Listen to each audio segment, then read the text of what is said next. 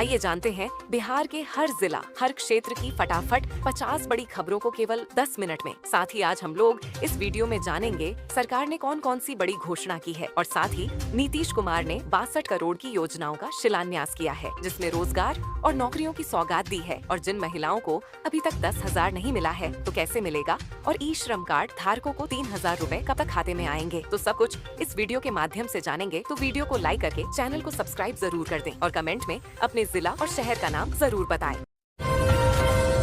बिहार में महिलाओं को आत्मनिर्भर बनाने के लिए मुफ्त सिलाई मशीन योजना के तहत प्रशिक्षण और मशीनें प्रदान की जा रही हैं। बिहार सरकार ने महिलाओं के खाते में 10,000 रुपए की एक मुश्त राशि भेजी है, जो उन्हें छोटा व्यवसाय शुरू करने में मदद करेगी।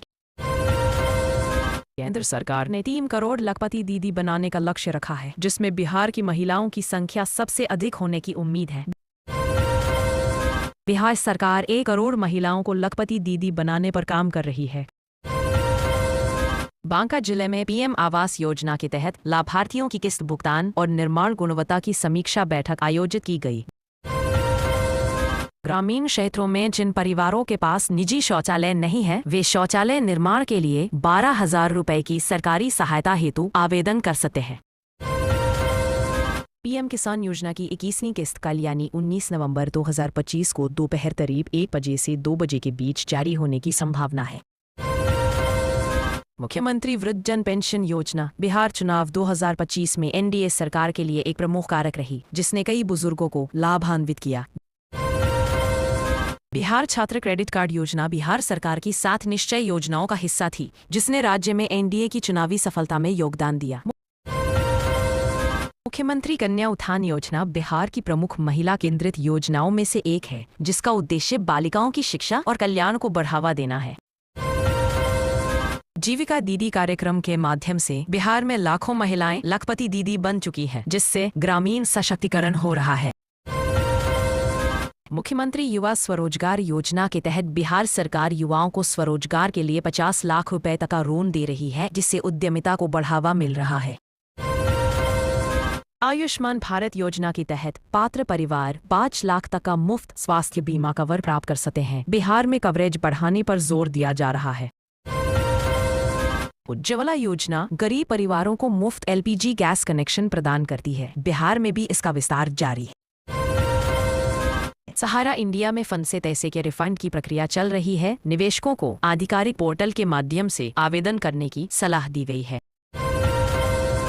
असंगठित क्षेत्र के श्रमिकों और लेबर कार्ड धारकों को विभिन्न सरकारी लाभ सीधे उनके बैंक खातों में भेजे जाते हैं। नवीनतम भुगतान स्थिति की जांच पोर्टल पर उपलब्ध है। मुख्यमंत्री नीतीश कुमार ने राज्यपाल को अपना इस्तीफा सौंप दिया है। नई सरकार के गठन तक वह कार्यवाहक मुख्यमंत्री बने रहेंगे। एनडीए की नई सरकार का शपथ ग्रहण समारोह 20 नवंबर को पटना के ऐतिहासिक गांधी मैदान में आयोजित किया जाएगा। शपथ ग्रहण समारोह में प्रधानमंत्री नरेंद्र मोदी, केंद्रीय गृह मंत्री अमित शाह और अन्य राज्यों के मुख्यमंत्री शामिल होंगे। आज 18 नवंबर को भारतीय जनता पार्टी और जनता दल यूनाइटेड विधायक दल की महत्वपूर्ण बैठकें होनी है, जिनमें नेता चुने जाएंगे। नीतीश कुमार 10वीं बार बिहार के मुख्यमंत्री पद की शपथ लेने के लिए तैयार हैं, जो एक नया कीर्तिमान होगा। मुख्यमंत्री का नाम तय होने के बाद अब उप मुख्यमंत्री के नाम को लेकर एनडीए में गहन मंथन जारी है, जिस पर जल्द फैसला होगा। बिहार सरकार ने 1.7 लाख लखपति दीदी तैयार करने का लक्ष्य रखा है। यह योजना महिला सशक्तिकरण की दिशा में एक बड़ा कदम है। केंद्रीय मंत्री जीतन राम मांझी ने बताया कि नई कैबिनेट में 35-36 मंत्री होंगे, जिसमें सभी सहयोगी दलों को प्रतिनिधित्व मिलेगा। भाजपा ने केंद्रीय मंत्री केशव प्रसाद मौर्य को विधायक दल का नेता चुनने के लिए केंद्रीय पर्यवेक्षक नियुक्त किया है।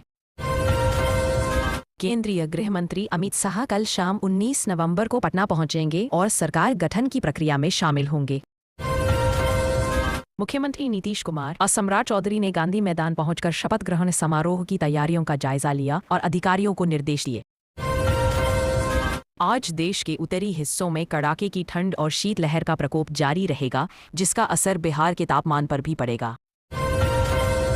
चुनाव में हार के बाद जनसुराज के सूत्रधार प्रशांत किशोर ने प्रेस कॉन्फ्रेंस की और अपनी पार्टी की हार पर बात की।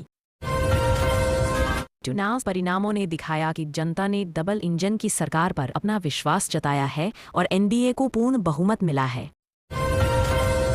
एक तरफ एनडीए सरकार बनाने की तैयारी में है, वहीं दूसरी तरफ महागठबंधन में हार के कारणों को लेकर गहन मंथन चल रहा है।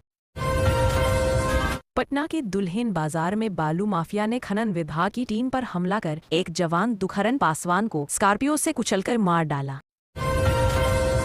चुनाव ड्यूटी से वापस लौट रहे सुरक्षा बलों की एक बस आगे चल रहे ट्रक से टकराकर दुर्घटनाग्रस्त हो गई, जिसमें कई जवान घायल हो गए। लालू यादव की बेटी रोहिणी आचार्य ने तेजस्वी के करीबियों पर गंभीर आरोप लगाए हैं, जिससे परिवार में नया विवाद खड़ा हो गया है। रोहिणी आचार्य ने समाजवादी पार्टी के पूर्व सांसद रिजवान जहीर के दामाद रमीज पर हत्या सहित कई गंभीर आरोप लगाए हैं। बिहार में शराबबंदी कानून में नरमी बरती गई है। पहली बार शराब पीते पकड़े जाने पर 50,000 का जुर्माना या 3 महीने की सजा होगी। पटना समेत राज्य के 25 जिलों के अधिकतम तापमान में वृद्धि दर्ज की गई है। हालांकि पछुआ हवा से ठंड बढ़ने की संभावना है। मौसम विज्ञान केंद्र की माने तो अगले 3 दिनों के दौरान सुबह के समय बिहार के 1 या 2 स्थानों पर हल्के और मध्यम स्तर के कोहरे छाए रहने की संभावना है। बंगाल की खाड़ी में तूफानी हवाओं का क्षेत्र बनने की संभावना है, जिससे दक्षिण भारत के राज्यों में बारिश हो सकती है। भारत सरकार के निर्देश पर 18 नवंबर को नशा मुक्त भारत अभियान की 5वीं वर्षगांठ मनाई जाएगी। बेगूसराय में शपथ कार्यक्रम होगा। इस योजना के तहत महिलाओं को अपना रोजगार शुरू करने के लिए 10,000 की वित्तीय सहायता मिली, जिसने चुनाव में एनडीए को फायदा पहुंचाया। खाद्य कानून के तहत 2.25 करोड़ अपात्र लाभार्थियों को सूची से हटा दिया गया है, जिससे सरकारी योजनाओं में पारदर्शिता आएगी। रेलवे में अप्रेंटिस के 17,500 पदों पर आज 18 नवंबर से आवेदन शुरू हो गए हैं, जिसकी अंतिम तिथि 17 दिसंबर 2025 है। आज 18 नवंबर के लिए राष्ट्रीय और अंतर्राष्ट्रीय सुर्खियां स्कूल असेंबली के लिए जारी की गई, ताकि छात्रों को सामान्य ज्ञान मिल सके। बिहार पुलिस कांस्टेबल परीक्षा के एडमिट कार्ड जुलाई में ही जारी हो चुके थे। आगे की प्रक्रिया जारी है। लोक गायिका बनी विधायक दरभंगा की अलीनगर सीट से लोक गायिका मैथिली ठाकुर ने चुनाव जीता है। भोजपुरी अभिनेता हारे छपरा सीट से चुनाव लड़ रहे भोजपुरी अभिनेता खेसारी लाल यादव चुनाव हार गए हैं। हाजीपुर में रेलवे कंस्ट्रक्शन कार्यालय में सीबीआई ने छापा मारकर एक डिप्टी चीफ इंजीनियर को 1 करोड़ रुपए की रिश्वत लेते हुए गिरफ्तार किया है। नई सरकार के गठन की प्रक्रिया के चलते बिहार के सभी सरकारी अधिकारियों की छुट्टियां रद्द कर दी गई हैं।